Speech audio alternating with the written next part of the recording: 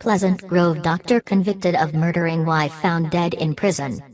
Martin MacNeill, a prominent Pleasant Grove doctor convicted of murdering his wife to pursue a relationship with his mistress, was found dead in prison Sunday. MacNeill, 60, was found unresponsive in an outdoor yard at the prison's Olympus facility on Sunday morning, according to Utah Department of Corrections spokeswoman Maria Peterson. Correctional officers found MacNeill near a greenhouse and performed CPR while emergency crews responded. He was pronounced dead at the facility, Peterson said. Unified police will investigate MacNeill's cause of death. Peterson said there were no obvious signs of foul play.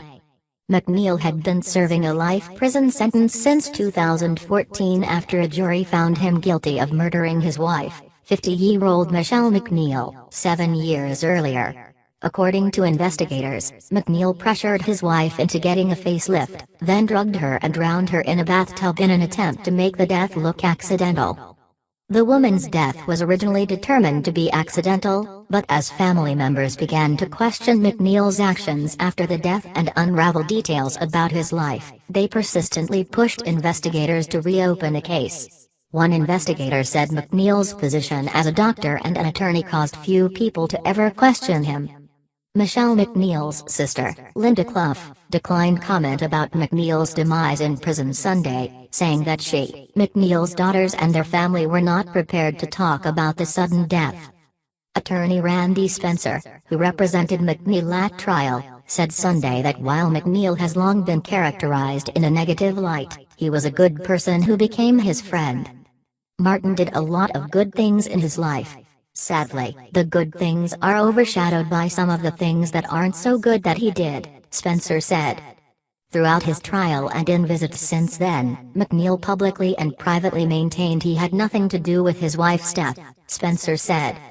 After the jury convicted him in the homicide trial, he and I were talking in the holding cell outside the courtroom, Spencer recalled. He looked at me and he said, "You know, Randy, life is really ironic. I've done a lot of bad things in my life, and it's ironic to me that I get convicted of something I did not do." In a visit last week in prison, Spencer said MacNeill appeared to be in good spirits, had gained some weight, and seemed to be in a good place psychologically. However, he made a comment that Spencer had heard him make before. He told me when I visited him that living in prison is no life, and that he doesn't wish to live like this. But he had told me that many times in the past. There was no indication when I spoke with him to indicate that this would happen, Spencer said. He noted that MacNeill had attempted to take his own life on at least one other occasion while he has been incarcerated, leading him to wonder on Sunday. "I feared that this day would come," Spencer said.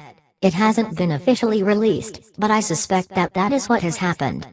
MacNeill began appealing the conviction just days after the jury handed down its verdict, arguing in the Utah Court of Appeals last fall that he had been convicted based on false testimony from a jailhouse informant. The appellate court announced on March 17 it was upholding MacNeill's conviction and denied him a new trial. The first possible parole date for MacNeill had been set for August 2052, when he would have been 96 years old. At the same time MacNeill was serving time for the murder conviction, he was ordered to complete a concurrent sentence of 1 to 15 years for sexually abusing a daughter in 2007, 3 months after her mother's death. Police said MacNeill twice fondled his sleeping daughter and said, "I thought you were your mother." The story of the wealthy doctor, his beauty queen wife's tragic death and his mistress who moved in days later became a national true crime sensation. Michelle and Martin MacNeill eloped in February 1978, 4 months before MacNeill was to begin a 6-month jail sentence for forgery, theft, fraud. The couple had 8 children, 4 of whom were adopted. Their life together was fraught with controversy in MacNeill's career. Together with his mistress, Gypsy Willis, MacNeill faced additional allegations and convictions of fraud in the years after his wife's death. MacNeill wasn't charged with murder in Michelle MacNeill's death until August 2012, after years of speculation from some of his children, neighbors, police and other family members that he had been responsible for the bizarre death. In 2010, the Deseret News published an extensive report about the sweeping circumstantial evidence and mounting allegations against MacNeill. The Department of Corrections has not said whether it appears MacNeill's death could have been intentional. However, MacNeill's life had been surrounded by suicides as well as the numerous statements he made about taking his own life. One woman who admitted having an affair with MacNeill said he told her that he'd killed his brother, Roy MacNeill, who he said had repeatedly attempted suicide for attention and had become an embarrassment, according to court documents. While speaking at his wife's funeral, MacNeill told those at the church service about the deaths of his siblings, including one brother who took his own life 2 months before Michelle MacNeill was murdered. A sister died in her early 20s after strangling herself, he said. In the summer of 2008, one of MacNeill's daughters said she approached her father about her struggles with drugs and he offered a solution that they both kill themselves. The woman who had an affair with MacNeill also told investigators the same story, saying he considered the daughter a family embarrassment at the time. MacNeill's only son, Damien, committed suicide in January 2010 by overdosing on prescription drugs. His oldest daughter, Rachel, said she remembers her father threatening to commit suicide many times.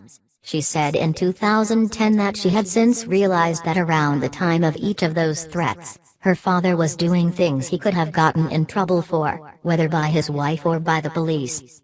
One such incident occurred in 1994, about the same time he was accused of having sexual relations with one of his patients at the BYU Health Center. She said her father threatened suicide then and again after his wife caught him looking at pornography in 2005.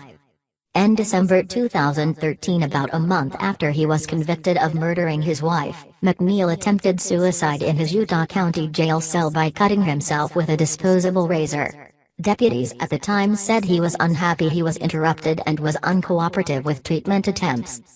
Investigators believe MacNeill, the former Utah State Developmental Center clinical director, spent a lifetime getting away with lies and multiple crimes until he was finally convicted of murder, fraud and other charges. One investigator compared MacNeill's life to the movie Catch Me If You Can, but said the movie paled in comparison.